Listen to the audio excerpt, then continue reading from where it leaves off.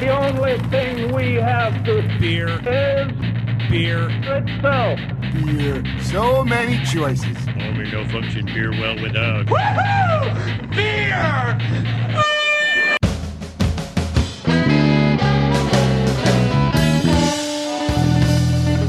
Hello, and welcome to another episode of Beer Busters, where we're going to bring you the news and reviews of some wonderful brews. My name is Dan Baker, and yes, I'm joined by my co-host and brewologist, Steph Hefner. and, of course, the demented and fermented. Maybe.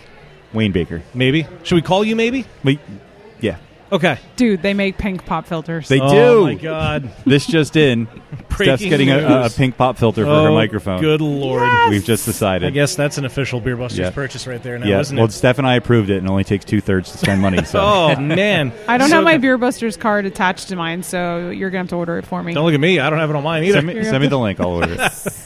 Well, besides buying hot pink pop filters for our microphones, we have traveled to the state capitol. We're in Harrisburg tonight, and I'm very happy to be here. Last time I was here, I think I said before we started recording, there was 2 feet of snow on the ground, and it was definitely a day where I needed to drink, for sure. But, Probably me too. well, yeah. But there's a lot of days and a lot of reasons to drink for so many reasons. Because reasons. Because reasons. You need reasons to drink. No. Hey, Dan, where are we? We're at the Millworks. We're at the Millworks. I think this is one of the coolest spots in Harrisburg. I love this place Thanks, so man. much. Appreciate it. And we have returning to the show, Jeff Musselman. Jeff. Thank you for coming back. Yeah, Well, very thank you for welcome. having us out here and coming back onto the show. Absolutely. My Yes. pleasure. Astute listeners will remember Jeff from the last 2 Little Big Beer Fests. Yes. Pop filters come in a whole range of colors, in case you were wondering. But this is the first time we've actually got to come out here to the Millworks, so this is pretty awesome. Yeah, I think it was like 2 years ago that I was here, but it was so great. The beers were awesome. The environment here is just so great. There's art. There's actually a painting that's happening 5 feet behind Wayne right now. Yeah, there's live art happening. Yeah, live art, live podcast, live art. There's great food that's here. It is a place that I just am enamored with. I Thank you. brought my mom here for Mother's Day. That was the last time I was here. Cool. Mother's Day brunch. Yes. Yeah. Oh, no. We came for dinner. That's how you do it. Yeah. Beat Yes. the crowd. Beat the Everybody crowd. comes Everybody for comes brunch. for brunch. Yeah. Yes, exactly. Pro tip. Well, we'll get into all that and more, but of course, first we have to tackle where you can find us online. I'm sure you probably know by now that we are, in fact, online. In fact, this whole outfit is on the internet. That's just where we exist. For all you know, we don't actually exist. I know. I'm not a real person. I don't We're know like the that. gorillas. We're fake. We're like a made-up group of podcasters. I'm writing that down. Nice. Besides BeerBustersPodcast.com, there is also the social media at BeerBusters on Twitter and Instagram. BeerBusters Podcast for those who want to find us on Facebook. And there is that phone number, 805-991-BEER, which is 805-991-2337. I don't have any new stuff to play, unfortunately. That's why you out there in the podcast land need to use that number. Leave a message. We may play it on a future episode. Call me maybe. I think that's going to be a theme tonight now, isn't it? Oh, boy. How about that? Yeah, oh, no. Now it's ruined. But hey, if you really, really like us, you should go to patreon.com/beerbusters, where you can sign up to become a patron of the podcast and support us for as little as $1 a month and help us buy things like hot pink pop filters for our Yay. microphones. Or real useful things Or like actually mixers useful things, when yeah. this mixer craps the bed yet again. Yeah, equipment, merchandise, all that cool stuff. Patreon.com/beerbusters. And you don't just give us money for nothing and checks for free. You also get behind-the-scenes I'm glad you went there. bonus content, including, but not limited to, Last Call, Last our bonus Call. podcast that everyone on Patreon, that's not something you have to have a certain tier for. No matter what you donate on Patreon, you get to listen to Last Call, and it's totally worth it. So And you're just check also it out. invited to our basement events also. Yep. You are. No matter what's yes. here. Yep. You are in the Secret Beer Busters Mug Club. That's what we should call it. I like how you get to come to the basement. I like that better. Also, The Basement Club. we are excited to be a part of an upcoming event at the Reading Liederkranz on Saturday, October 20th for the first annual Pennsylvania Dutch Brewers Festival. There will be several awesome commercial breweries there. There will be amazing German food, amazing German music. We will be podcasting, and there will also be some local home brewers sharing their wonderful swill to win Best of Show. And 2 beers that I helped to brew will be on tap. So if you want to taste what I like to drink, then come and check it out. Yes, and the October homebrews. 20th, and you can buy tickets online. Homebrews are free to sample. Yes, the home brews Yes, are free to sample, so- but tickets to get into for like food and the commercial brews and all that fun stuff can be purchased through Eventbrite, and you can find that link on our social media pages. And when you do, make sure you mention Burke's Homebrew. Oh, that's not necessary anymore. Oh, it's not?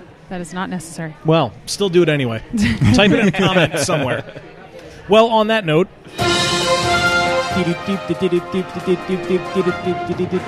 My, oh my. Have I got news for you? I got news for you. I don't got like news being for able you? to see his screen. We're Fun, isn't it? We're going to start lighthearted because I feel like we have to. Start on a high Oh, note. yes. I'm so happy about this. Yes. We all know beer and sports are two things that go well together. Or as we call them, borts. Sports, exactly. So anybody who happens to be an Eagles fan, which you should, you know that Bud Light had a really cool promotion when the Eagles won the Super Bowl, but they also had a lesser-known pact with the city of Cleveland that if the Browns were to finally win a football game after 635 days is when it happened. They placed fridges around the city of Cleveland, and they were locked. But when the Browns were to win a game, you would get free beer. They would unlock it. So it's finally happened. 635 days have gone by. They call it the Bud Light Browns Victory Fridge. It's a fun way to celebrate and reward a fan base that has never wavered in enthusiasm or dedication for their team, no matter what happens, says Andy Guller, who is VP of Marketing for Bud Light. After 635 days, I mean, they deserve it. It was important to see. The city really needed that, but there's also a little thing that Bud Light had, a little infographic of 14 things that have happened since the Browns last won a game. Oh, dear. Here we go. So a game, not just like a Super Bowl or game. a playoff. Just like A game. They didn't win period. a single game the last 600 2 seasons? Yeah. 25 days, was it? 635. 635 days. So the list of things that happened in the time where the Browns had not won a game. David Bowie died. Aw. Prince died. Oh, jeez. Harambe. Vine no longer exists. Forgot about that. Oh, Vine. Fine died. Kobe retired from basketball. Kobe. Marijuana became legal in Massachusetts, California, and Nevada. Justin Bieber quit Instagram.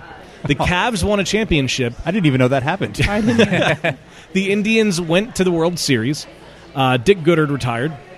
Leonardo DiCaprio won his first Oscar. I thought you were going to say died, and I was going to say, wait a minute, what? No. I didn't know that. Willy Wonka died. Carol Brady died. Jeez. And this is an editorial on the 14th one. Democracy died because we elected a new president. Wow. That was me.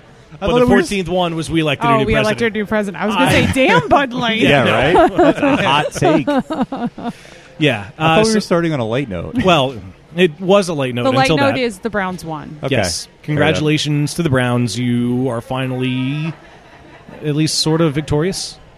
Good for them. We're still going to go a little lighthearted on this one, and then we're getting to the big one. This still makes me shake my head. This one? Yeah. Okay. You may or may not have seen this floating around the internet, so IHOP has made a splash this Oh, year. I did see that, When yeah. they switched from IHOP to IHOB Yeah. to promote their burgers. Ha ha. Cool. It's another name we can call Steph. No, that'd be IHOBble. Wow. IHOBble. Wow. Thanks. According to IHOP's website, it turns out that you can bottle the feeling of pancakes. They have drawn inspiration. taste. Oh, of course, from Not the taste, mind you. pumpkin The pancakes. feeling of Yes. pancakes. What do pancakes feel like? Heaven. They drew inspiration from their pumpkin pancakes, and they've joined forces with Keegan Ales to dream up a pancake beer called IHOPs. So it is actually brewed. So we have hops and IHOps. Yep. IHOPs. It is actually brewed with pancake batter somewhere along the way in the process. Wow. Couldn't find Great. much of the details of it, but it's a limited release, and it's only really available in the greater New York area, which That kind would of cause quite the stuck mash right there. Yeah, Yeah. that sounds interesting to me. I'm trying Yeah. to envision how that works. That yeah. works. Their website has Hobbs. all the events and everything listed where you can get it. Some of which, it goes out through October 19th. You can get, the last one is Brew at the Zoo in Bronx. You can also go to Bethel Woods on the 13th. I'm trying to think of things that would be after this episode releases. Still be in Hyde the Park, future. the Brew You Beer Are Festival. they all in New York? All in New York. Yeah. Yeah. He already said that to I me. did. You did.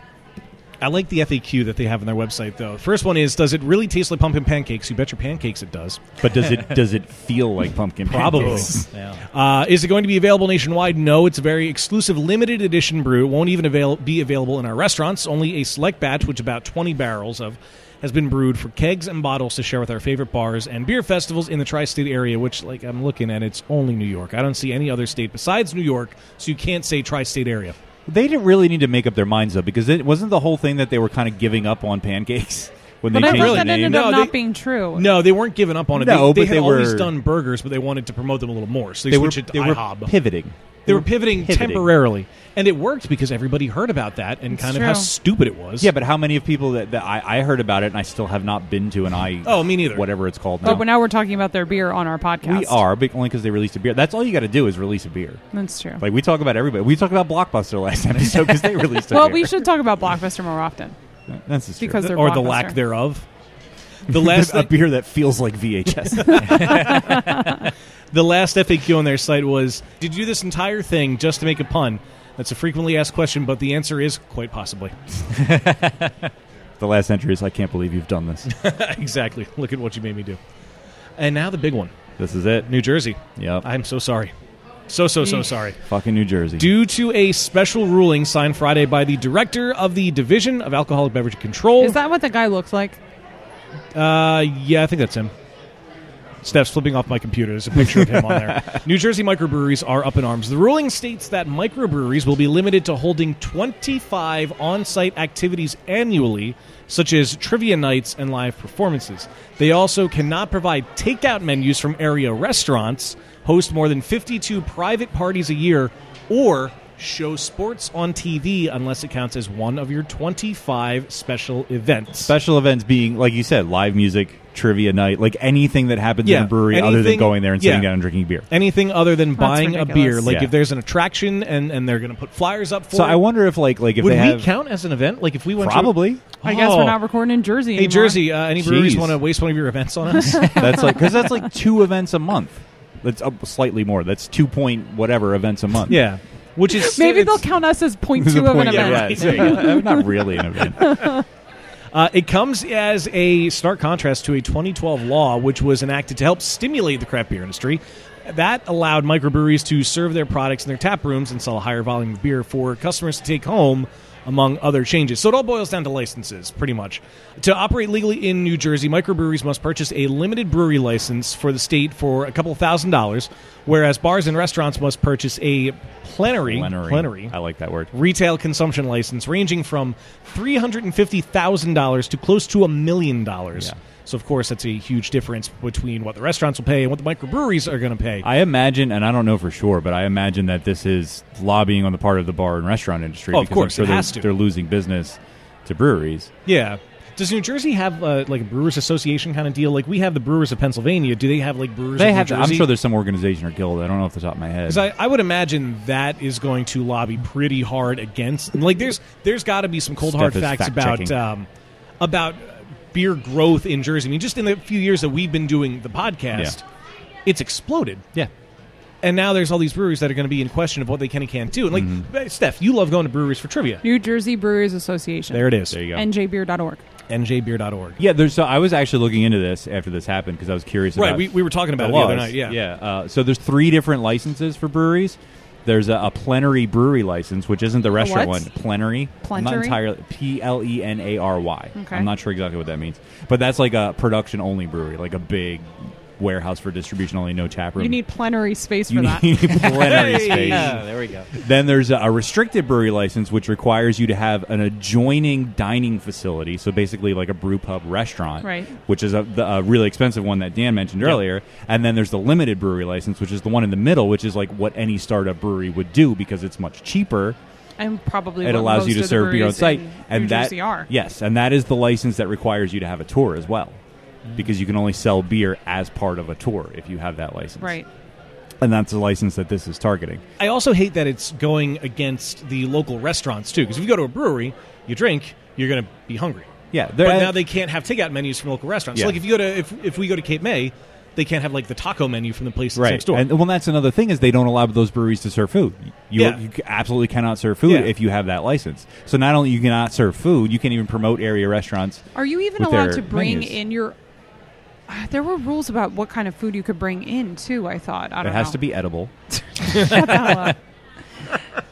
I don't know. I didn't think that you were allowed to like bring food from home, but you can bring takeout food. Yeah. I don't know. I don't know. New Jersey's just weird. It is. It's really strange, and it's strange that, like, I understand. I can understand from like a bar and restaurant side of things. Like in the past, 5 or 10 years, I'm sure you've seen a lot of your business go to tap rooms and breweries because they're now cool places to hang out. I.e., like where we are today, where there's a restaurant and there's art and there's a brewery and there's all kinds of things. But from a government standpoint, I think it's a net economic gain to have more public businesses with public spaces where people gather, and there's no microbreweries are creating a serious problem with people drinking too much because people who just want to drink too much can just go to the corner bar and drink cheap beer. They're going to, it's a lot cheaper. I want to know I want to trail this all back and see where it started from because I felt like New Jersey was going on a positive path and things were getting better for those breweries, and now all of a sudden it's just taking to me, I'm completely surprised when I read that article. I didn't even see articles first. I actually saw the right. That was the first thing that I saw too. The actual, as soon as I saw it, I posted it on our Facebook page, and I was like, "Are you kidding me?" Yeah. I actually thought it was fake. Because I only saw one brewery posted it, and they linked directly to the legal document. Yeah, that's what and I started posted. Googling, and no one else was talking about it. It must have just happened. Yeah. And and then all of a sudden everybody was talking about it. Yeah, it's crazy. And this leads us to another unfortunate government decision, which will affect Pennsylvania breweries starting January 1st. That tax, 6% tax now on pints of beer. Right. Yeah, that's going to be a big one, I think, for a lot of breweries. I don't know. I guess I have to bite my tongue a little bit, but I honestly think it's just a money grab. Yeah, well, but you're getting taxed at both ends because you're getting taxed on your production as well. Yeah, exactly. That's the thing I think a lot of people don't really understand is that as brewers, we're already paying excise tax on the amount of barrels that we produce per year. So, you're getting taxed on multiple levels, and it's going to hurt. It's going to hurt a lot. It's going to hurt some breweries, and at the end of the day, most brewers are going to probably pass it on to the consumer. Yeah, I mean, there's really no other choice. And I do think, though, that people are so used to paying 6% sales tax. I don't know that it's going to have a dramatic effect of people spending less on beer. I don't know. Maybe it will. Isn't there already like a consumer liquor tax on beer? I'll be honest. Like the laws and all that kind of stuff. That's not my. I just make the beer, I man. just make the beer. I don't pay the bills. I make the thing to pay the bills. Yeah. We as brewers pay excise tax, but we don't pay any necessarily sales tax on that. The sales tax is kind of more burdened by the wholesalers at this point in time. Yeah. And how that whole logistics works, it's kind of a little weird. But right now, the brunt of sales tax falls on wholesalers. Because you go to a restaurant, you don't pay 6% on any beers, so that's kind of being burdened by the wholesaler. Right. So, in a way, it's sort of everybody's paying it, but it gets taxed at every single level. Then at that point in time, which is, I don't know, that's a the little thing overkill. It strikes me is that it's just unfair that you're being taxed for producing it and then taxed again for selling it. Yeah, exactly. One or the other, guys.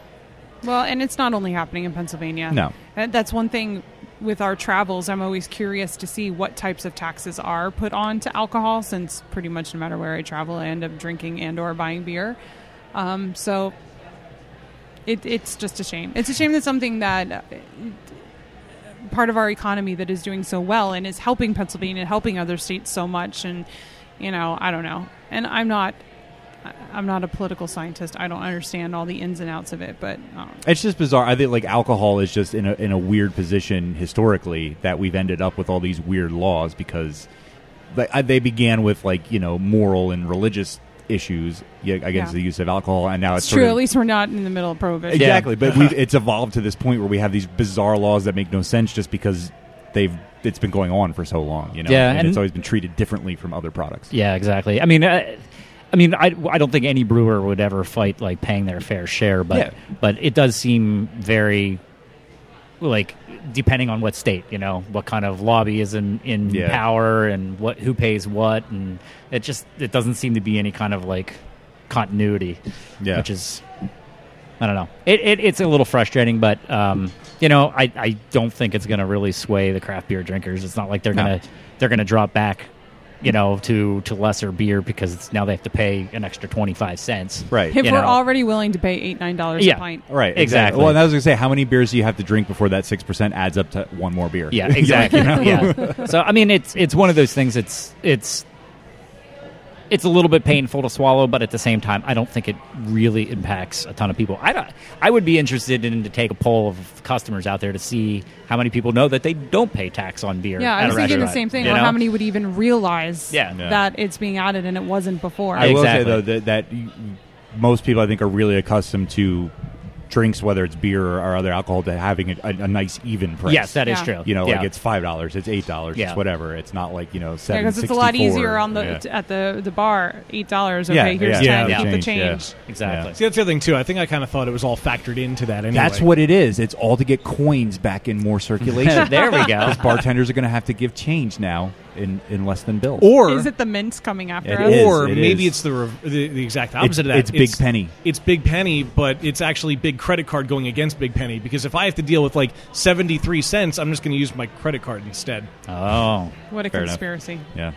Yeah. We figured it out. That's it. That was it. That's the answer. We're on the case. Yeah. We are, yes. Well, speaking of things that we are on the podcast, and we are here we at are also Millworks, on location. On location at the Millworks in Harrisburg. And I'm very excited to be back here. I've been looking forward to this for a while, since you guys booked the interview when I wasn't there. I'm glad I had so much to do with it. Now, how long has the Millworks been in existence? So the Millworks itself, the restaurant and the art gallery side, has been open since March 2015. It was shortly after then Josh Kessler, the owner, and myself began talking about the brewery. And then the brewery came online about a year and a half later in August 2016. So we just crossed our 2-year threshold as a brewery. Yay, congratulations. Yeah, thank you. 3.5 as a restaurant and art venue. Very nice. cool. Is that so? One thing that makes this I wouldn't say complex, because this is kind of like a complex. So unique is, the restaurant and brewery is sort of, okay, that's pretty standard. But then having the art galleries and the studio space is really cool. Absolutely. It was, this is one of those, and I don't want to just speak from the Millworks standpoints, but it is like an epitome of how a brewery can transform a building or a community or a town into something super cool. This was just an abandoned building. Mm-hmm. It was dilapidated. People laughed at the owner when he bought it, but he had a lot of vision, and he built it up and into what it is now, which is super cool. And that's not just the Millworks story. That's a lot of breweries out there who have taken cool old buildings, repurposed them, and made it a really cool hopping spot, What I love about the art space, first of all, it's somewhere really cool to spend your time if you have to wait a few minutes for a table. But not only are they like little stores that you can go in and shop, which I love to do, but a lot of times the artisans that actually made the art are in the stores, or they are not only in the stores but also working on art while you are walking around and browsing. And we have I'm mesmerized by this woman painting behind us right now. It's just such an experience, and I feel like I'm in Santa Fe or Taos, New Mexico. Yeah. I mean, that's one of my favorite things when I go to visit my brother. He lives out there, and I just love going in and out of the studios and the little art shops, and I have a taste of that. And we don't have too much of this on the East Coast. Yeah, true. And so it gives it a little something extra. Yeah, I agree. I mean, it's kind of like 3 separate entities kind of coming together all under one roof. But I think, the people that enjoy good food, enjoy good art, enjoy good beer, so it's like bringing 3 things. I call them the finer things in life, right. It's bringing all those things together under one roof, which is really cool. And I do better as a brewer because people are coming in for the art. The artists do better because they're coming in for the restaurant. And it's kind of this symbiotic relationship where it all works really well together. And speaking of that relationship, the market is also literally right across the street, absolutely. Which the passion of Chef Lance here and with you creating the beers, of using local ingredients, you can't get much more local than being able to go across the street. Yeah, absolutely. I mean, we on occasion we'll partner with some of the farmers over there. We are a very busy restaurant and go through a lot of produce. So we have literally deliveries coming in every single day from other local farms. But yeah, it's absolutely the Broad Street Market's really coming along. It's a really cool place. Midtown here is really kind of humming along, which is nice. Now, do you grow things up on the rooftop beer garden too? We have plants up there. Unfortunately, none of them terribly edible. I mean, I guess you could eat the pine tree growing up there. Could if you want want to. Yeah, we do have some like herbs and stuff here in the courtyard. But again, the quantities that we use, it's more for show. We'll garnish some stuff occasionally with it. But the amount of space we would need to produce any kind of food that we would use is a lot. Now, all that being said, our owner does have a little farm, and they grow, they have chickens, and we'd use eggs for, Sunday brunch and that kind of stuff. So it is kind of a little bit of a tie in there. Yeah. Now you locally source pretty much everything that you have, right? Yeah, where we can, obviously. Right. There's obviously things that aren't in season. Yeah, you don't get a whole lot of tropical fruit in this area. Yeah, exactly. We try to keep as much locally grown pineapples. Yeah, we don't feature too many tropical fruits, but yeah, we try to source as much as we possibly can. All of our proteins are obviously Pennsylvania. We have to supplement occasionally, but we try to support as many, within a 100-mile radius of here as we possibly can. Does that? I don't mean to put you on the spot. Yeah. Does that ring true for the beer side of things too? Do you use like local hops, local malts? So it's a little bit harder on the beer side. I guess you guys obviously know more about beer. We do have some people out there growing hops. We do have some people out there growing barley for malt. I do try to keep on one PA preferred beer at all times. Mm-hmm. So the Department of Ag recently created the PA preferred beer program. Which is super cool, and I do really, truly feel that's a good thing. I think that's kind of one of those, as the brewing industry continues to grow, it's like that's kind of a natural extension of where it can be. So I do try to keep one on a tap at all times. I would love to say that all of our beers had local malt and local hops, but that's just not really financially, and I couldn't do it. There's just not enough out there. Yeah. I mean, when the largest hop producer in the state of Pennsylvania has 2 acres, that's not that many hops. It only goes so far. Yeah. It only goes so far. So, all that being said, I try to keep one on at all times. I actually have another 2 planned in the next couple weeks, so we might actually have 3 on, which would be kind of cool. That'd be nice. Awesome. Yeah. Very nice. Who do you use for the local parts of that? So right now, the vast majority of the hops I've been getting are from Sunnybray, which Hops is rule. Hops rule. Hops rule. I've developed a real good relationship with Adam down there. Great guy. Real good guy. His wife makes great cookies. Oh, too. does she? That is true. Diana's never made me cookies. Oh, And she makes really good chili when we recorded with and cornbread. with Oh, them, man. they had a full homemade spread of We everything. didn't wanna leave. It was great. That was Man, fun. I'm going to get on her next time I see her making me cookies. So anyways, we've been partnering with them for hops. We currently have our 2018 fresh hop beer on. You can taste that a little later if you Sweet. want. Yeah. He did pelletize some hops last year. I don't know if he did any this year or not, so getting year-round hops might be a little bit more difficult this year, but malt, relatively easy. The vast majority of beers we've brewed so far have been using Double Eagle malt, which is outside of Philly. I would like to try some other local places too, Deer Creek and Bantlers. The Bantlers. the Bantlers. That's the Deer Creek logo. I got you. Barley Yeah, Bantlers. yeah, I got you. The Bantlers. The Bantler. Hurra-Dutch. You got to remember. It's got a hair of Dutch. Got to remember to use the Dutch. Yeah. So tell me more about the beer garden. You have to make me imagine it since I can't go upstairs right now. Oh, yeah, sorry. Yeah. Unfortunately, it's not handicap accessible.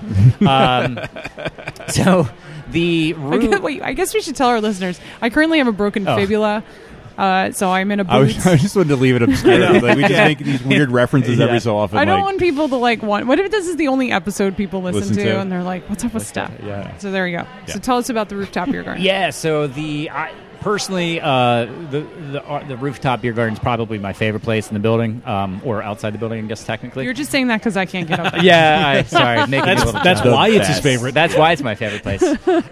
No, but it's Shut the hell up. it's that's kind of another cool thing we got going on here at the Millworks. Kind of different areas have kind of little different vibes, and the restaurant downstairs is a little more formal. So the upstairs is definitely much more just casual, hang out, long German-style beer garden tables, more focused on the beer. We do have a couple cocktails and a little, food items that you can order from up there, but definitely more hangout spot. Play Connect 4, play Jenga, hang out with your friends, just kind of chill and relax. So can you just head right up there? You don't have to see a hostess to go up there. Nope. It's just cool. It's all just kind of seat yourself, just low key. Obviously, the big thing is weather. So if it's super hot out or raining, obviously it's not open. But like a night tonight, I'm watching the front door.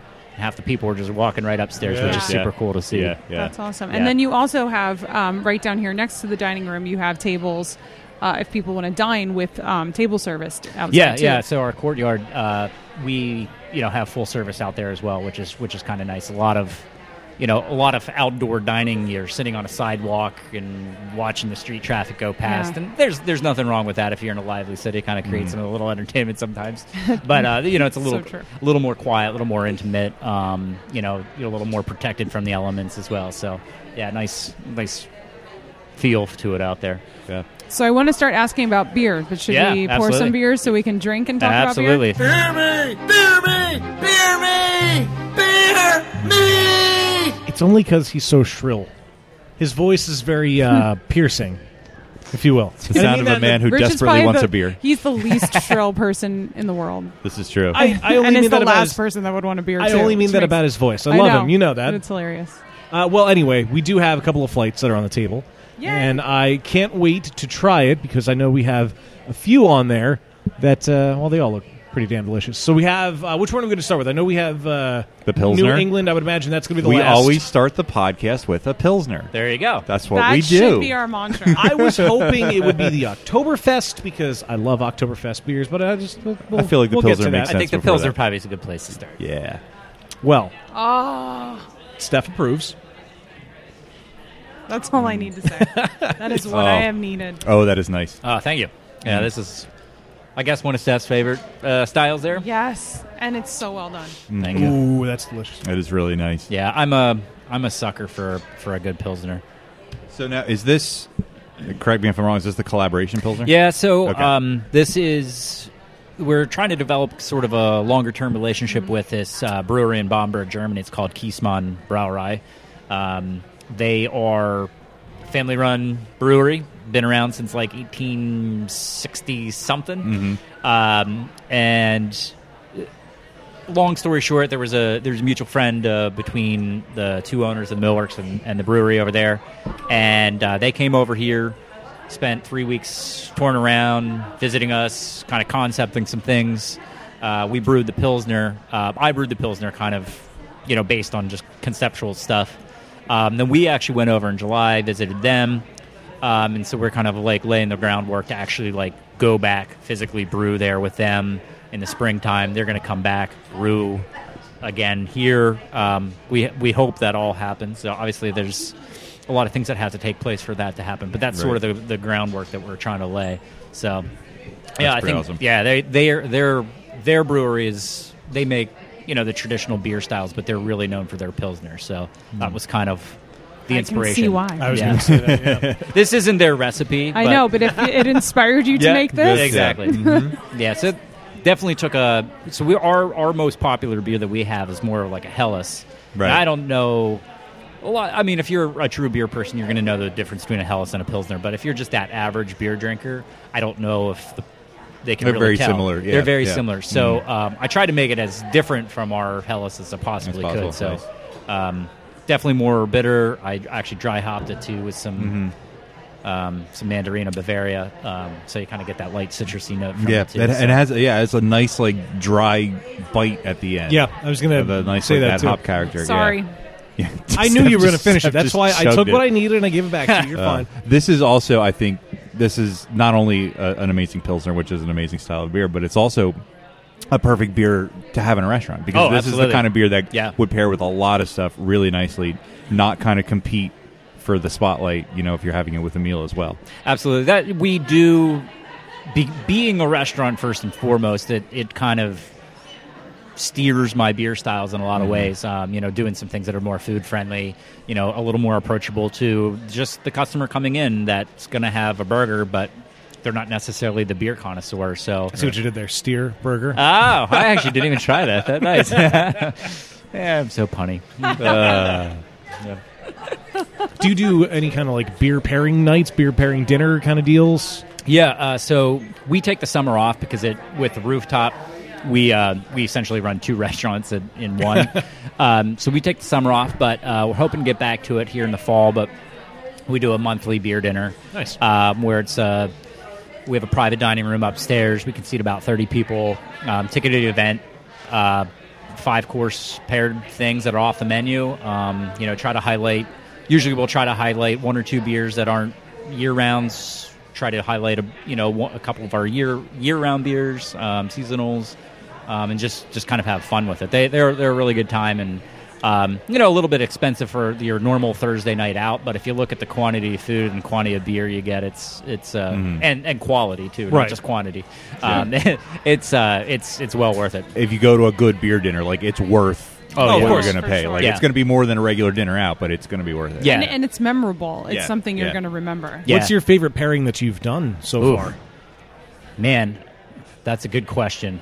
Put me on the spot here. I try. Hard-hitting journalism. Well, we did. We don't actually have it anymore, but our Black Raspberry Imperial Stout. That's exactly what it is. But it was aged in Dad's Hat Rye whiskey barrels as well.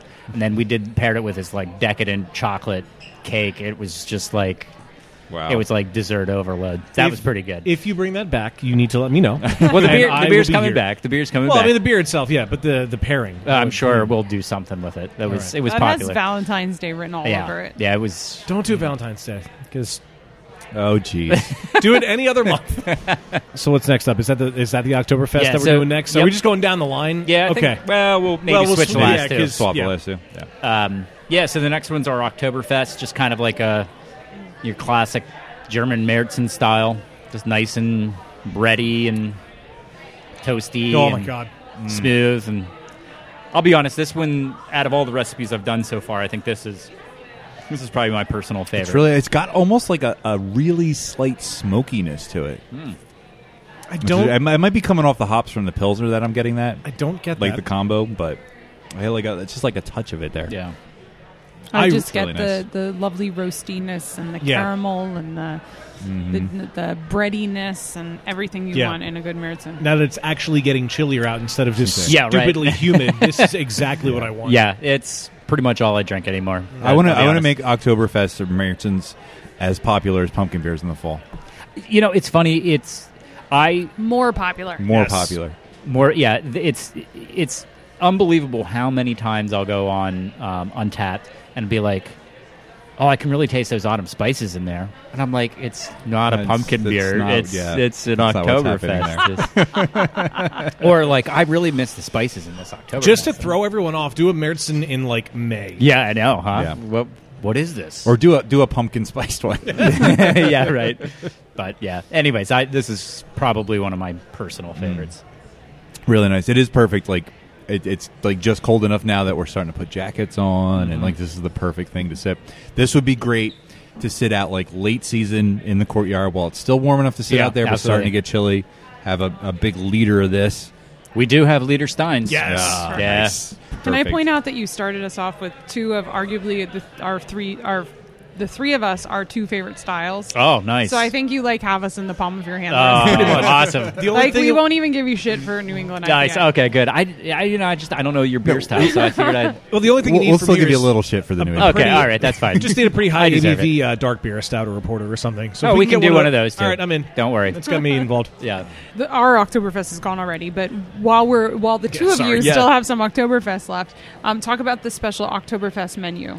Yeah, so this is we were originally thinking about doing just kind of like a day Oktoberfest party, but the more we got thinking about it, it's like, well, what happens if somebody can't get out that day? So we're gonna offer for the month of October, starting on Tuesday, we're gonna do some special German themed beer and food pairings, which is gonna be really cool. There's gonna be a cheese spread.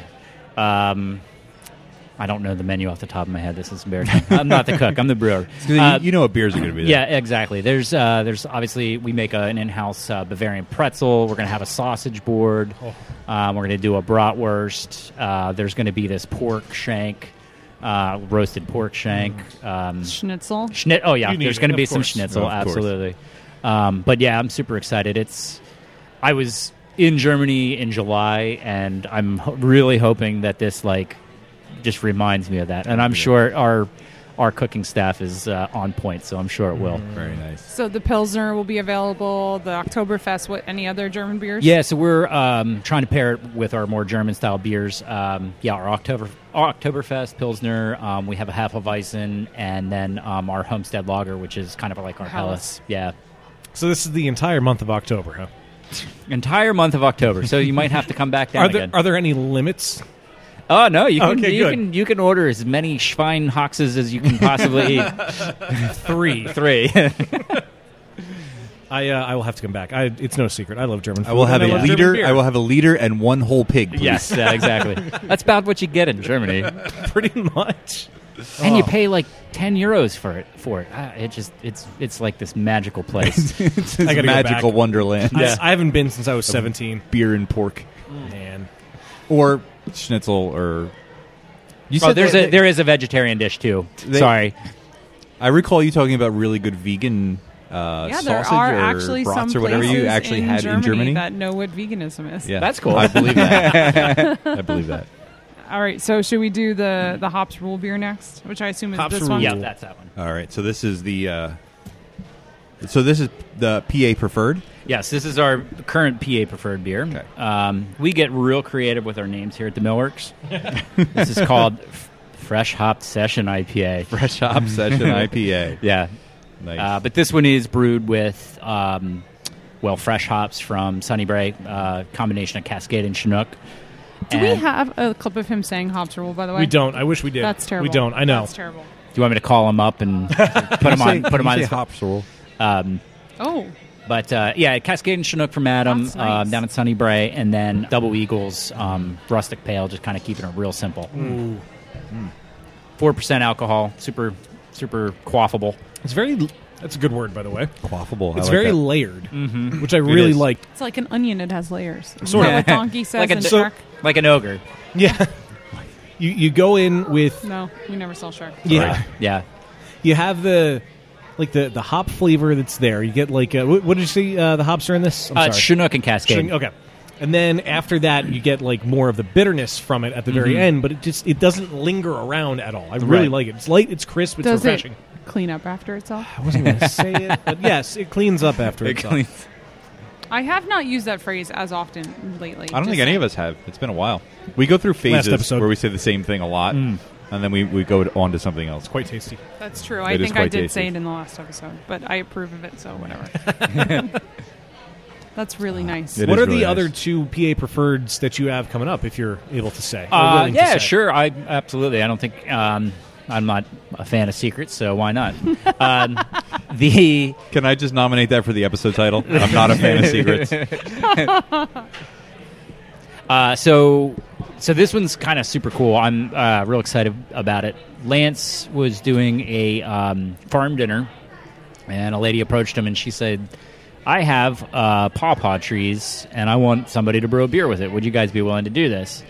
And Lance called me, and I was like, yeah, absolutely. So I don't know if anybody knows what a pawpaw is. Do you guys Not a know what clue. pawpaws? I'll have to go get one when we take the next break. I'll bring it out. That sounds really familiar, but I don't. So I pawpaw, feel like I've heard of it before. Yeah, pawpaw is a native Pennsylvania Papa, fruit. can you hear me? Yeah, exactly. It's a native Pennsylvania fruit, but it's extremely tropical looking and tropical tasting. It's kind of almost like a banana custard, like a light mango type flavor to it. It's a very nobody really grows it commercially because it's more like found foraging, but there's some farms that are starting to grow them. But anyways, I'm super excited by that. We're going to be doing a pawpaw beer. We got about 200 pounds of those in, so never brewed with them. It's going to be fun. I don't know what we're going to get. It's going to be good, though, promise. And then the other beer is we're partnering up with he's actually another hop farmer, but he does all kinds of different things. He harvested a bunch of fir tips in the springtime, and they've been in the freezer. So I'm going to do like it's a pine beer. Cool. I thought it would be a little bit more appropriate in the fall versus spring. So I got about 25, 30 pounds of these fir tips. Hopefully it'll get that real fresh, piney kind of flavors and aromas. I'm excited for the pawpaw. Yeah. I love pine. Oh, yeah. That sounds I think really good. pine is so underused in beer. Yeah, I'm excited for both of them. It's not... I tend to brew very traditional, so anytime that something kind of comes up that's a little bit of outside the... it kind of gets me a little excited, so... That's cool. That's cool. If you want to know more exciting things about weird ingredients in beer... Stay tuned for today's edition of Are Happy we Fun Time playing Games. What's Weird in My Beer? Man. Yeah, a little teaser. I like that game. So next. And next. So I didn't know this and was... another one. So this is the bane of your guys' existence. This is, here. I'm always open to trying them. Oh, okay. Your obligatory hazy IPA. You got to do it. The trend is there. People want it. Yeah, so that's exactly the way I felt about it. I again, like I said, I'm a little more traditional, so my IPAs tend to be a little bit more West Coast style, a little more bitterness. But you got to give the people what they want sometimes. So I actually have partnered up with a local home brewer. I don't know if you guys know him, Derek Markle. Yeah. Yeah, yeah, definitely. Mm-hmm. Yeah, I figured you guys He would. was on the show once for Vegetable Hunter. Yeah, when we were at Tattered Flag? No, not Bone Jar. Collusion. Collusion, thank you. Yeah, there it is. Yeah, so he approached me actually after I brewed one for Harrisburg Beer Week in April, and he actually approached me afterwards, and he's like, "Hey, he's like the super polite guy, kind of quiet, soft spoken. He's like, I kind of do these. These are my thing. He's like, would you mind trying to do one of these together sometime?" I'm like, yeah, sure. So this is actually our second take at it, working together. So I think this we're definitely getting on a each batch is a little bit better than the next. So Cool. Well, that's cool. I always like to see breweries like embracing local home brewers and allowing that sort of collaboration to happen. yeah, I definitely want to do more of that. I mean, there's just because you're brewing on a 5-gallon bucket doesn't mean that you don't know what you're doing. Exactly. Yeah. And there's a lot of creative people out there doing really good things. And you taste Derek's beers, for instance, and you don't know that he's brewing in his garage at 5 gallons at a time. They're very professional. He's extremely scientific, which is cool to me because that's the way I am too. And he knows this style. So anyways, just your classic New England style juicy IPA. So I'm going to go ahead and assume that this is available in cans. We actually or no? We do have crowlers at the moment, but okay. But that we are installing a canning line here very shortly. So we will be. I was trying to pry that segue in there. Talk about the canning line. Yeah, so you have a canning line coming. So the canning line is currently in the brewery. Good try. It's not set up yet, but yes, we are planning on doing at this point in time our full lineup of beers.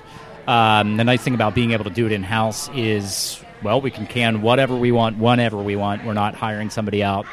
I can control quality in-house. And I think one of the coolest things that we're going to do, and this is kind of, again, one of the really cool things about the Millworks is we're actually having our in-house artist design all of our labels for us. That's cool. That makes sense. So, you said that, I'm like, that's so cool, and I'm like, and so obvious. Why would you not? I wouldn't have thought of it. So we did when we were bottling.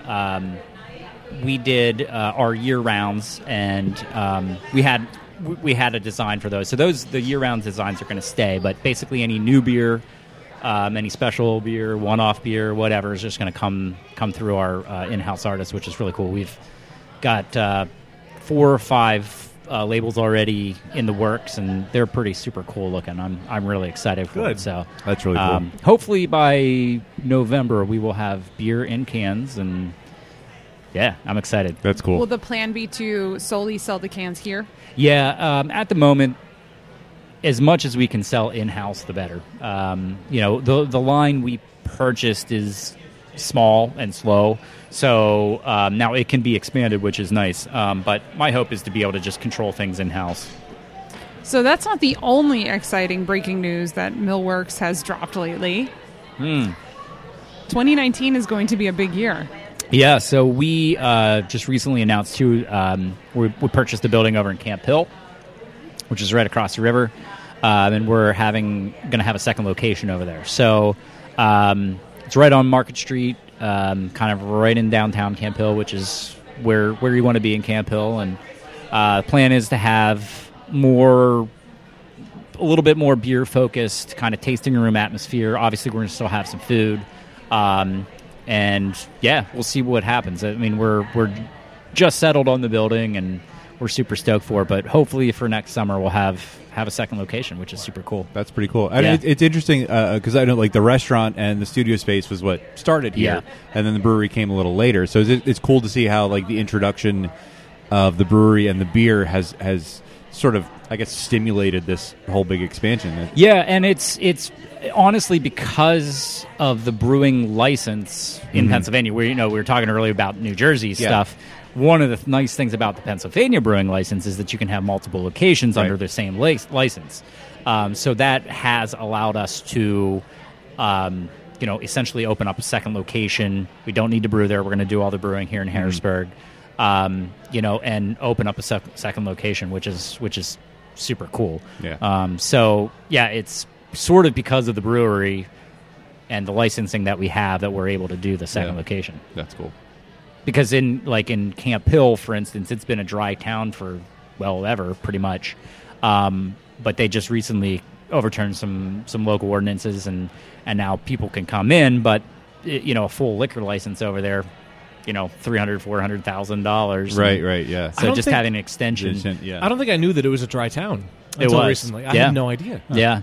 Camp Hill, so it's no longer, and I think everybody, everybody's excited over there. So. There's a lot more of them than you would I think. realized. Yeah. It's kind of one of those things where, like, until it becomes an issue, it's just kind of like, I don't think anybody really pays attention to it. Because it's not like, if you live in a dry town, it's not like you can't drink, right. and most of them are small, so you can probably just go a couple miles away, and you're technically in a different jurisdiction, so you can go to a bar or something. Yeah, and I mean, there's plenty of places that even have like Camp Hill addresses. It's literally the borough of Camp Hill. That was a small little area. Yeah, so I mean, literally with a stone's throw away from Camp Hill, you can go have a beer. Oh, right. That's but cool. like it'll be nice. I think it's kind of our, we got a good name recognition and kind of core demographic, so I think it'll do really well for us. That's cool. Super excited. And will you be having more than 25 events there every year? I hope so. Let's hope New Jersey doesn't annex Camp Hill. That would be quite the leap. Yeah. Speaking of events, Oh, is that what we're doing? Happy Funtime Games is kind of like the event of the podcast, wouldn't you say? It kind of is. Is it? Yeah. Are we gonna? Sure, we'll roll with that. Sure. This is the episode with terrible transitions. Yeah, I think that was the fastest segue we've ever done into Happy Funtime Games. Sure. Sure, here we go. Sure it is. Well, I guess now you know, cat's out of the bag. Cheers, Internet, and welcome to Happy Funtime Games, a podcast trivia segment that is made from the best stuff on Earth. Today, we are returning to a game I don't think we've played in a little while. It is one of our favorites. It's one of my favorites. It's super fun. It's not as easy to do as Libation or Fabrication. It's Happy Fun? It's Happy waiting Fun. for that. It's not as easy to do as Libation or It's right Fabrication, there. which is why we don't play it as often. But this is, of course, There's Weird in My Beer, where we talk about beers that have weird, strange ingredients, Nice. whether it be Pawpaws. pawpaws. I don't know why that's hard for me to say. PAW. Pawpaws. Pawpaws. Pawpaws and water. Cool.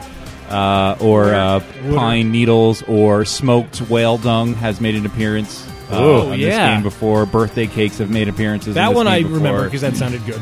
Fried chicken, etc. Fried chicken. Yeah, exactly. So the way this game is going to work for the uninitiated who don't know the rules is I'm going to give you a beer and a brief description and 3 multiple choice options for what the weird ingredient in that beer is. And we will alternate who goes first, and whoever gets the most points is crowned the king or queen of Happy Funtime Games, which comes with absolutely no other prizes. Just bragging rights, that's all. Pretty much it. That's and we all will that's begin important. in time-honored tradition to my left, and our first beer of the game is called Kitten Snuggles. In the case Sounds of like my type of beer. In the case of Kitten Snuggles, a farmhouse ale from Unknown Brewing, the name came first. Then a recipe was devised to reflect its feline inspiration, including lactose, apricots, and tuna, catnip, or cucumber. I don't think. Well, I could see cucumber because they're afraid of cucumber. Sorry, never mind. Wait, cats are afraid of cucumbers? You've never seen those videos? yeah. Have you been on the internet? YouTube does. I Yeah. spend my time more wisely than watching cats afraid of cucumbers. I don't. Well, you've lived wrong. What was it? Tuna, catnip, cucumbers, right? Or curiosity. Or curious. Well, no. I feel like it has to be cucumbers. No, that would be too easy. Plenty of people have done Really? cucumber. Plenty of people have done cucumber beers. I think I'm going to say catnip.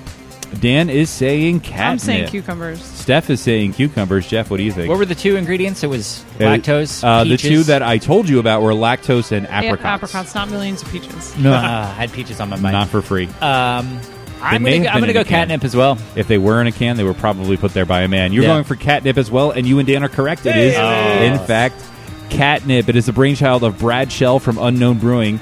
Kitten Snuggles was conceived after the brewer heard tell of a business that rents kittens in Portland. That's awesome. Because you would. Lactose was used because cats like milk. Apricots were used because they're fuzzy. Oh. And catnip because, of course. The release party... Because, of course. Because, of course. The release party featured calendars with photos of the brewery employees posing with various cats. That's super I cute. approve. That's super cute. Moving on to our next beer of the game, and Steph is going to guess first on this one, and this is appropriately entitled Experimental Ale. Oh, God. This entry is not actually a beer, but a series of beers. Dubbed Experimental Ale at Washington, D.C.'s The Public Option Brew Pub. The particular brew constantly changes, but the brewer often uses a somewhat unique clarifying or fining agent. Is it grape tannin, egg whites, or Irish moss? I'm hitting you with a technical one. Irish moss. Steph is saying Irish moss. Steph? I feel Or like Jeff. Steph, Jeff. Jeff. Yeah. Steph. Jeff. Egg whites. All right, saying egg whites, and finally Dan. I'd imagine egg whites would be really tough to brew with. Well, it's just being used as a clarifying agent. Okay. He's like, okay, it's like, that does not help me at all. Well, no, I forgot. So is egg whites, Irish moss, or... Grape tannin. not Buford Mad Dog. Ah, man. I'll go with grape tannin. I'll be... All right, Got we're me now. all over the place. Steph is correct. Hey, there It you is go. Irish Congrats. moss, a kind of red algae seaweed. Public option owner and brewer Bill That's Purry not weird, though. Yeah, uses Irish moss. It's not weird, but it's not something that you would like the average person who doesn't know about brewing beer would know. That's what I always egg use. whites are actually used in winemaking, so that's just why true. I guess that. So are grape Oh. tannin. Yeah. That's those all of those are actually used as I clarifying didn't agents. know. I didn't know that about Yes. wine. So they always have an experimental ale on tap. Moss helps the sediment clump. Blah blah blah blah. You know how that all works. They use it because it is Blah blah blah. it has been used for a long time in home Blah, blah, brewing. blah. Yada, yada, yada. Blah blah blah. Law blog. And public option, he says, is not much bigger than a home brewing operation. Hence the use of Irish moss, which is popular with home brewing. Moving on to our next beer of the game, and Jeff is going to guess first on this one. We return to Unknown Brewing with Rise Against Clowns. Yes, its owner, Brad Shell. He is a fan of cats. He detests clowns. Who doesn't? From that hatred comes Rise Against Clowns, an oak-aged wild ale described as a Brett orange creamsicle made with blood oranges and cotton candy, the aforementioned birthday cake, or candy apples. Ooh. Ooh. Blood oranges and what? It was Brett, barrel aged, Rise Brett. Against the Clowns. Yep, barrel-aged. Tastes like an orange creamsicle. I think I'm going to go with the birthday cake. All right, Jeff is saying birthday cake. Dan, what do you think? I'm going to say cotton candy. Cotton candy. Bold move, Cotton. Steph? What was the third one? Third one was candied apples.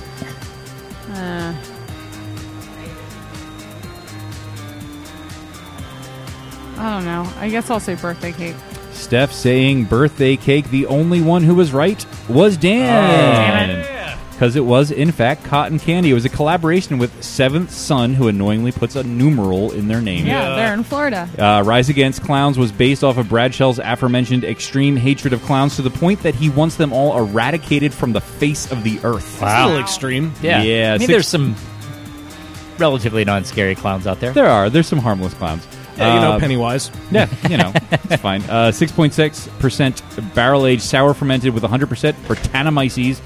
Blood oranges give it a pop of citrus flavor, and the cotton candy gets fermented out, leaving behind a subtle vanilla finish. So I have one more as a tiebreaker. Ooh. But we don't have a tie. We don't have it. Let's do it anyway. But I'm going to go ahead and do it anyway. I also had it just in case Lance was here as well.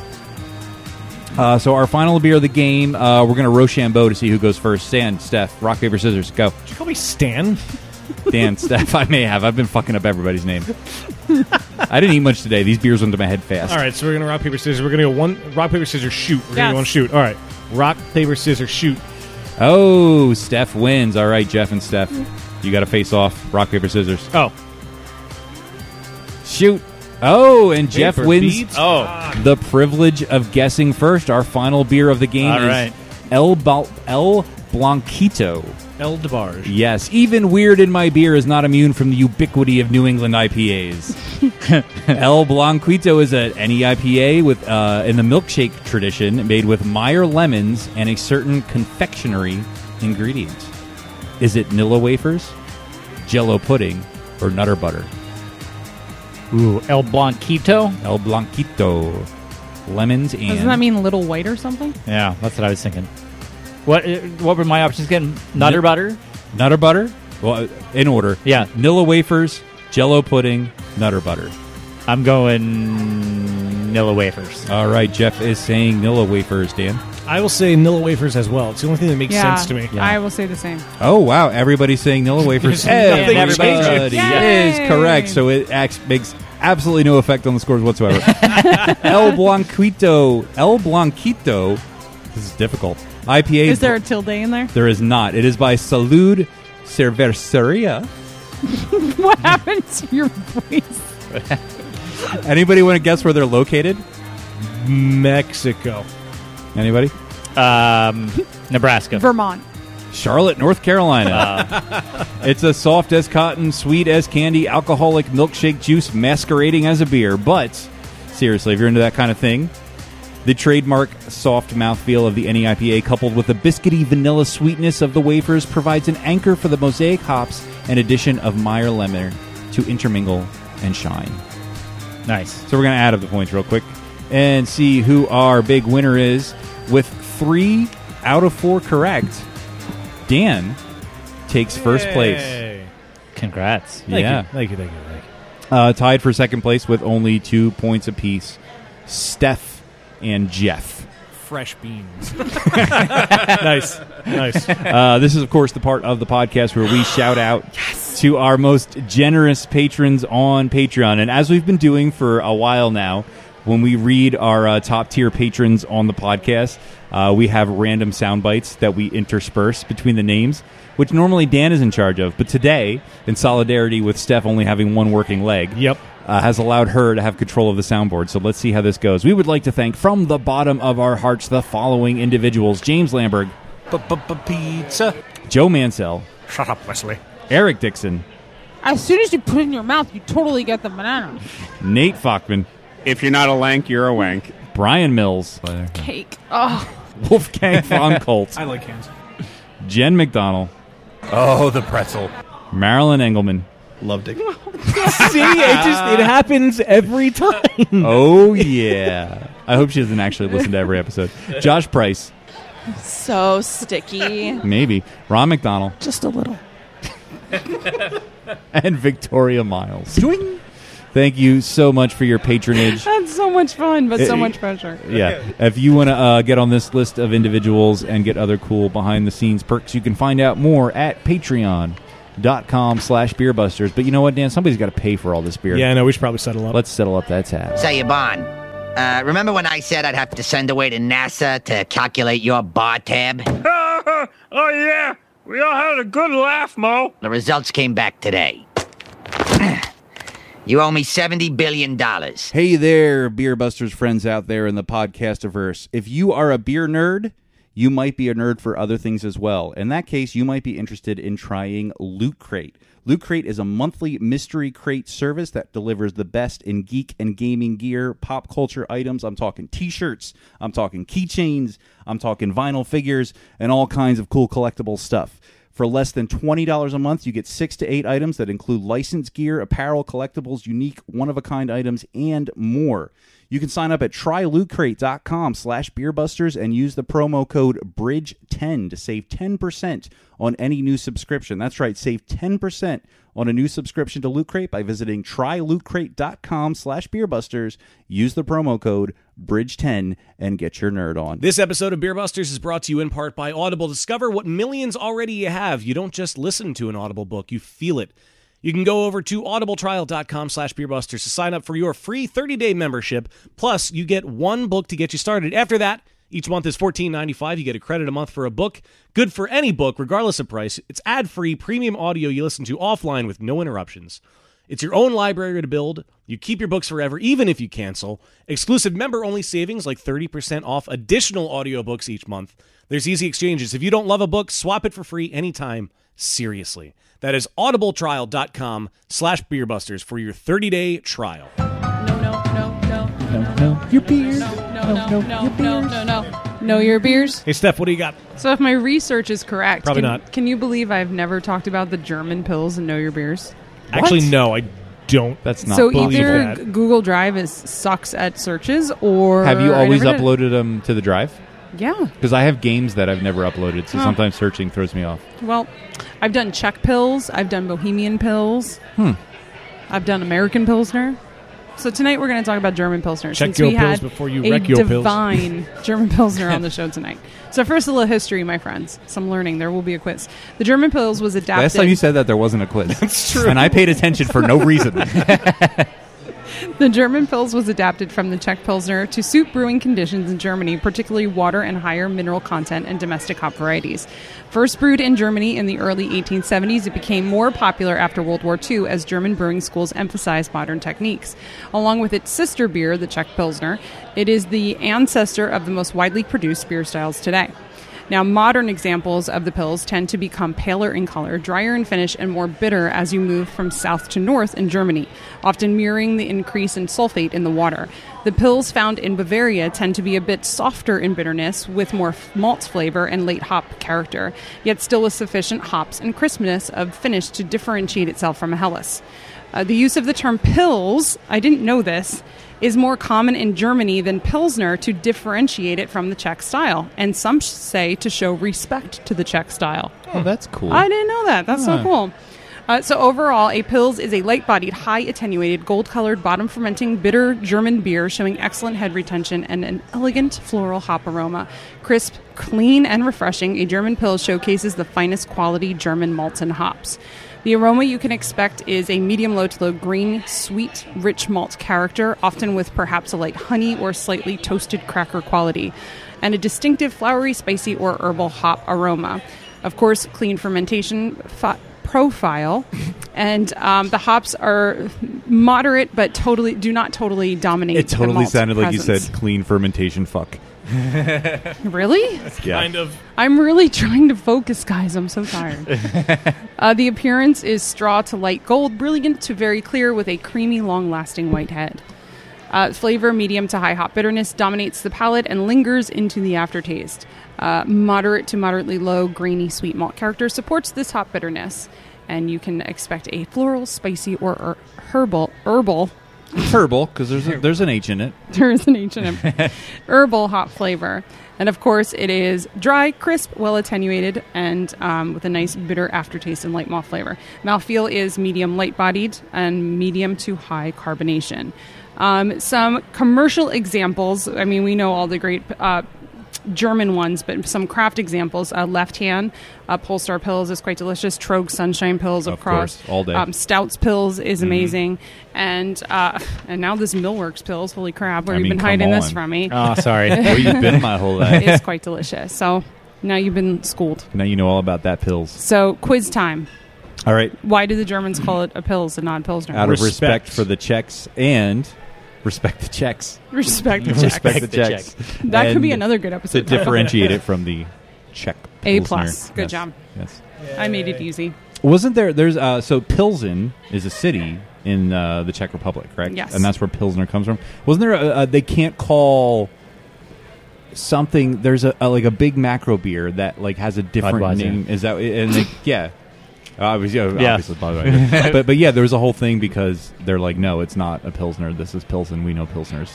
Get out of here with that noise. Yeah. Get out of here with that noise.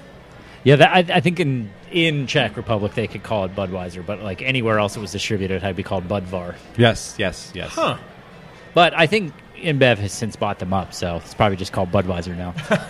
That's true. I actually don't know if that's true or not, but I would not be surprised. Yeah, same here. But Well, shall we beer. grab more beer? We should beer. Let's do it. Beer me! Beer me! Beer me! Beer me! Round 2, fight. Yes, we do have more beer. We have a couple more flights that we came back to the table with, and I'm very excited because it's a very nice array of colors. Can we start with the lager? yeah, I would suggest that. We'd definitely start with the lager. So this is our Homestead Lager, which is kind of our take on a Helles, little more malty, little less hoppy. Hell yes. Hell yes, that's right. Oh, that is nice. Evergreen stole that one. That was a good name. Please enjoy. Yeah. Hell yes. This is the kind of beer I want to like sit on the couch and like watch TV and just drink. Yeah, This is a good couch beer, I think. Delicious. This is a beer I just want to drink. Yeah, That's right. true. That's true. I think the more I've been in the industry, like this is going into my 12th year of brewing. This is like the type of beer I want to drink. Yeah. You know, it's good, it's clean. You know, there's nothing too terribly sexy about it, but that was kind of the thing I love about the German beer culture. Is it's like you don't wax and wane over like intricacies of the hop flavors. It's beer. It's part of life. You enjoy it. Mm-hmm. You hang out. You know, they just make good beer. So that's kind of my inspiration behind this one. Yeah. It's interesting how, like, and we've talked about this a lot. We've been doing this podcast for over 5 years now. And when you go through that journey of getting into craft beer, there does come a time, like, at first you're, like, trying all the crazy stuff, and it's fun. And it's still fun to try, like, weird, crazy out there beers. But you do get to a point where you're like, I just want really good, flavorful, solid, traditional, beers. Yeah, I completely agree. And there's a reason this beer style has been around for hundreds of years versus, no offense, but the New England style IPAs. Now, obviously, there's a lot more going on than just the flavors, but I think there's something like a beer that's just very traditional German style lager that just resonates with people. Yeah. I don't know what it is. It's beer flavored beer. It's beer flavored beer. Yeah. It's what beer's supposed to taste like. Yeah. But this is actually probably outside of our Oktoberfest my favorite year-round beer that we do. So It's a nice counterpoint to the Pilsner, actually. Like, the Pilsner is very bright, very crisp. Got that nice like hop bitterness. This is more malty, a little more full, a little more. It has body. Helles always has like a softer finish. yeah. Mm-hmm. Where the Pilsner reminds you it's a Pilsner at the Right. end. That was because of the type of demographics that we get in, not necessarily people who are truly in the know of what a Helles and a Pilsner are. I tried to make them as different as I possibly could. Right, yeah. So kind of really try to emphasize the hops on the Pilsner and really try to make the Helles as mellow as possible. Yeah. Well, mission accomplished. Thank you. So we have a reddish purple beer here. Should we do that one next? I figured we should do That's probably the next the one. dark heavy ones last. All right. So let's get into that one. Tell us a little bit about this one. All right, so this is blueberry Berliner Weiss, so just a basic Berliner Weiss recipe, kettle soured, and then I fermented it with about 400 pounds worth of blueberries in it, so obviously the red color. Yes. It's very wine-like. Oh, I was just going to say. Yeah. It's very very red wine. I really like it. Yeah. I think it actually, somebody was saying to me they felt sort of the same way, and I thought about it. I was like, I think because I fermented it on the blueberries, I think it was like the skins and the tannins of the blueberries that kind of gave it that little bit of a Yeah. It gives you that wine, and I think also because it's kettle sour, it's not super sour. Right. It's like a fast sour, so it's not that puckery, punch you in the throat kind of sour. Yeah. So that kind of like gives it that nice metal tannic edge. I guess. Yeah. It's definitely one of those things. When I approach our menu, I try to have as diverse a list as possible, just to have something out there for everyone. So, soured fruit beers are extremely popular right now, and so that's definitely one of those ones that kind of rounds out the list for me. Yeah, it's not a beer that I tend to gravitate to a lot, but I think during the summer it's real nice, refreshing. It'd be a good what do they call that? A digestif. Yeah, there you go. Oh, yeah. A dessert beer. Yes. Yeah, this isn't at all what I expected when I heard a blueberry Berliner Weiss, but I like it. It's really good. It's interesting how the blueberry became very grape-like. Yeah. It is. It's I think so many times people just assume that when you ferment a fruit, it actually tastes like the fruit itself. Right. But wine does not taste like grapes. You know, during the fermentation process, you're converting a lot of that stuff, so it takes on a whole nother flavor. That's so, true, yeah. like this one, I introduced from just a sanitary standpoint, since I was dealing with fresh fruit. I introduced it into the fermenter, so all the sugars and all that stuff that are associated with blueberries were fermented. So that's true. It's like a fermented blueberry right there. So it's like what's left behind after all the sugar's gone. Exactly. Yeah. Now, don't drink it all, because I feel like we should play around with mixing. That's a good call. It's really good, though. I really like this. It is really nice. I might be able to get you another one. You know a guy? I know a guy. I know a guy. Might know the guy that made it. Yeah. All right, let's move on to the Dan beers. Yeah. I think the one on the end is... He said they were in the order stout. we told him. I think the Imperial... So I would do the Mocha Stout. Okay. All right. So, this... Oh. So this is... just smell it. Yeah, that's definitely the Mocha. Ooh, that's nice. So we used to serve this on nitro all the time, but actually this is the first batch I changed over to CO2 on a regular tap because I want to try to rotate other things through our nitro tap. But this is just a 5% stout. I didn't want to go too heavy with it, but it's brewed with coffee from right across the street at the Broad Street Market, a company called Elementary Coffee. They make a special roast for us. And cocoa nibs, so it's kind of real chocolatey, real coffee, real smooth. This does have lactose in it, so if anybody out there has lactose intolerance, right, kind of gives it that smoothness. Or is just against it being in beer. I feel like this is an appropriate beer for it to be in. Yeah, that's true. I'm not going to go. Oh, this is incredible. It's everything I was hoping it would be. You said it's only 5%, right? Yeah, it's only right around 5%. Cool. I don't feel guilty anymore. Yeah. It's nice. It's nice to have a dark coffee, chocolate, flavorful, bitter beer like this that isn't super high. It's easy drinking. Yeah, we already had an Imperial Stout on, so I kind of wanted to differentiate it on alcohol. Right. But at the same time, this is a style that I really actually like, so I want to have a couple of them. So I kind of try to keep the alcohol a little lower on it. Have you ever done anything different with this beer, like aging it on anything, or like a firkin or something? Yeah, absolutely. I've done a couple different firkins with this one. I've done a Mexican chocolate stout, which is really good. That was we did like hot, couple different chili peppers and cinnamon and some more chocolate in there, and that was really nice. I was thinking about doing a whole big batch of that, but then I was like, well, I don't know, chili peppers, a whole batch. Steph would buy all of it. You would buy all of it? Okay. Yeah, that one every day. Yeah, that one turned out really tasty. So this is one of those ones I probably play around with a little bit. Yeah. It's perfect for it. Because even the base beer on its own is incredible. I can only imagine what it would be with other cool stuff in it. What I like about it is a lot of times when you have coffee stouts, you get like that really bold dark coffee flavor, which I love. I love like dark roast coffee. That's like all I drink. But it's cool to have a beer like this. Like this tastes a lot more like a milder, like lighter, brighter coffee flavor, which is really nice. It's a little more refreshing and a little less heavy. Yeah, I think part of that is the fact that the beer itself is obviously lower in alcohol. It is a slightly lighter roast too. When it comes to my coffee, I tend to like the lighter roast. So I think you get a lot of more nuances out of the beans. A lot more like kind of fruity type flavors out of it. So I kind of wanted to see if you can kind of coax any of those flavors out in the context of the beer. Comes across really well. I really like this. It's delicious. It is really nice. Thank you. Yeah. And then we have. And then there is. And then there was Dan. And then there was. This one's for him, huh? Yeah. I really like powerful beers. Or just whiskey. There's nothing wrong with whiskey. Did just buy a bottle of it. Woo! Wow.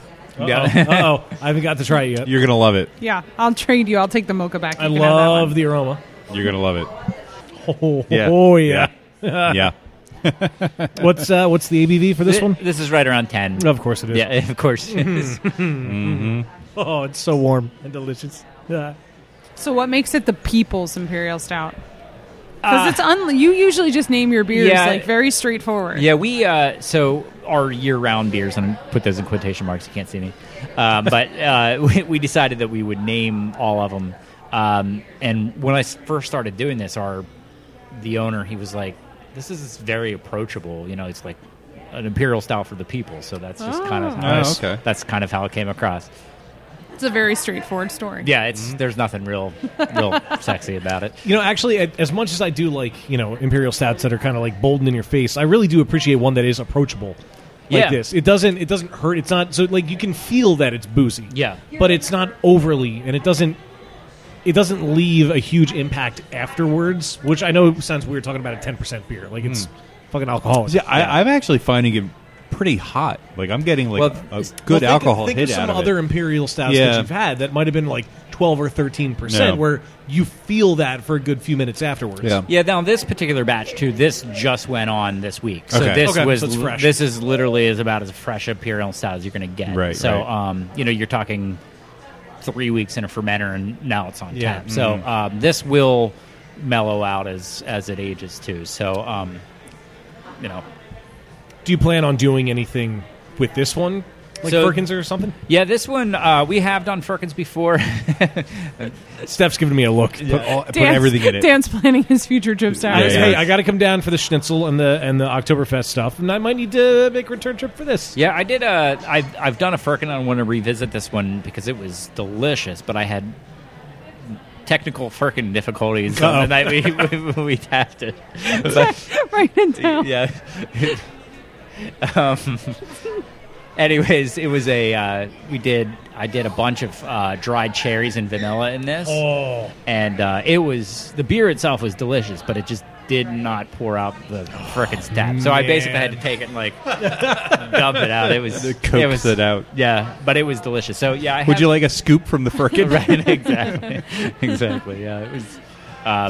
But yeah, this is also sort of the base beer for the black raspberry stout. Oh, that makes sense. That we do in the Dad's Hat rye whiskey barrels as well. So this is really good, but it is. I don't want to drink delicious. too much of it. Do you want to mix it or? Oh yeah, I forgot we were going to do that. I've never tried that. That's a good idea. So what are we doing exactly here? So we're pouring the blueberry Berliner Weiss, I believe, into the imperial stout, right?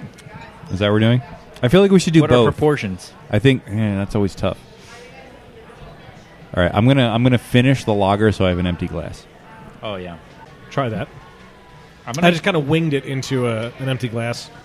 I'm gonna do half and half. That's what I did, but I feel like it needs more imperial stout. Yep. Oh, does I did not expect you to agree with that. Yeah, Holy no, crap! Right. All right, I dribbled some. Yeah, half and half is too much. Blueberry. I was going to say you're going to have to do it all. Just put them all together. The old beer suicide, huh? I tried to go heavy on the stout. Oh. It really mellows out that the boozy bite of the stout really nicely. I'm a fan of that. It's really good. Wait till you try the black raspberry stout. I might be able to find one. Yeah, I was going to say he hasn't guaranteed he can find it. Yeah, no no promises. Fingers are crossed. What do we name the concoction? The blueberry and the mocha, not so well. Oh, you did that. Yeah, Can I try it's it? got a cool, almost like blueberry chocolate. I think if it was without the coffee, it would be good. Yeah, try it. So what do we name these? Peanut butter jelly time. The People's Blueberry. The People's Blueberry. Yeah, there you go. It's got a cool, almost like a chocolate bar with blueberry or raspberry, but the coffee kind of ruins it. I think the coffee enhances Do you it. like it with the coffee? Yeah. I think it'd be better without. I think the mixture would work well without the coffee. I know you're a coffee purist. Sounds I like enjoy an that. insult. No, it's not. It's just you just- know more about coffee than probably the rest of us at the table. Well, I don't know. I like it. That's So we all have the that People's matters. Blueberry. The people's blueberry. The Okay. purest blueberry. And wake me up before you blueberry. Wake me up before you blueberry. Is that where we're going with that? Well, because it's coffee for the coffee one. Oh, I like that, actually. Now that you've explained it. Oh, man. All right. Apparently I have to explain everything to you guys. Because either... Apparently. Apparently. I was scared half to death. Oh, God. These beers Can were... that kid be our mascot? I know that's an old meme, but it's so good. I don't really think I know which I meme don't you're know talking what you're about. talking about. Apparently. Oh, come on. Oh, the little... Yeah. No, he wasn't black. Was he? This is... This is Wow. Yes, the little kid. the little kid. On YouTube. He was from Pennsylvania. It was like from like Hazleton or something. That's close-ish. Yeah.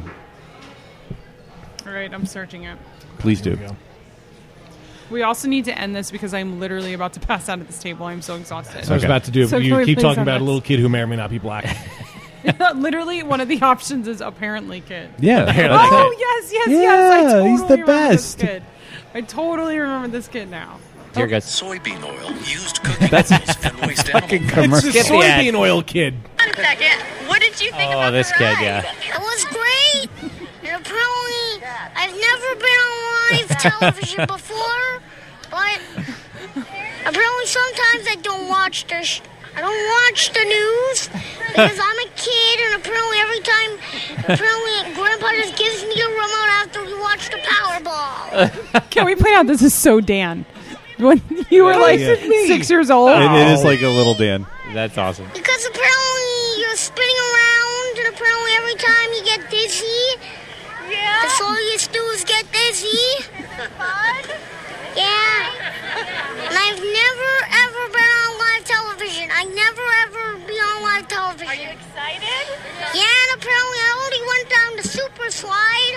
When I went down the one, I was scared half to death. That's my favorite part. I was scared half to death. I could totally see like 5 or 6 year old Dan doing that. Anyway. So if you want to learn more about Millworks, they're on the internet. Yeah. I don't remember the website. As most yeah, things neither are. do I. Hold on. That's why I Is said it yeah. in the notes? No, it's not. Hold not on, in the let me notes? get out my Oh, business shit. card. Yeah, let's... Millworksharrisburg.com. Yes, Oh, that was there it. it I is. was on Yeah, the site that's- earlier today. that's what it They're says. on all the socials. All of the socials. Who's not? Are there any events or anything that are coming up? I know you said Oktoberfest. Oktoberfest for the whole month of October. Yep. And you normally do the beer pairings, but you take the summer off. Does that mean that's coming back as well soon? Yeah, we need to reinstate that as well, so I'd probably look for that in October, November as well. Cool. Keep an eye out on cans. They're coming soon. Yes. Yeah, Yes. cans. And 2019 Camp Hill. Yeah. That's exciting. Lots of cool stuff. Well, Hit the damn button already. It well, me. no, because we still got to... What? Hashtag gritty. No. Oh, God. While we are thinking of things that are online, obviously you want to go and find Beer Busters. So you can go to beerbusterspodcast.com, on Twitter and Instagram at Beer Busters, Beer Busters Podcast, on Facebook, patreon.com/Beer Busters. You know where else we are, Beer Busters Podcast? Where? YouTube. We haven't posted anything there in a long time, but you should totally watch the Deer Creek Malt House video. Yes, that is a good video. I think it's the best video we ever did. Yes. Check it out. It's like 3 years old, but it's good. I've been thinking of video ideas, so hopefully we can make some of them happen. October 20th, writing Leader Crons. Yes. And even though you don't have to, still mention Burke's Homebrew. Come drink my Pilsner. Drink the Pilsner, indeed. Well, that does bring us to the end of another episode of Beer Busters, and it's been a wonderful time, and if you can't tell, you need to come to Millworks. There's art, there's food, there's beer. What more do you want out of life? Don't answer that question. Seriously, Jeff, thank you so much for having us out here. Absolutely. My pleasure. It was great. My I pleasure. can't wait till last call. Fingers crossed you can find a bottle. Fingers crossed. I'm going to do my best. It's cool. If you want to find out whether we found that bottle or not, Pay $1. Last call. become a patron, Yes. and you There can you listen to go. Last Call. Well, I'm Dan Baker. I'm joined by my co-host, Amberologist, Steph Hefner. and the Demented and Fermented. Wayne Baker. Remember, no squids were harmed in the making of this episode, but you, my friend, we will see you next time. You've never been on live television before. Apparently.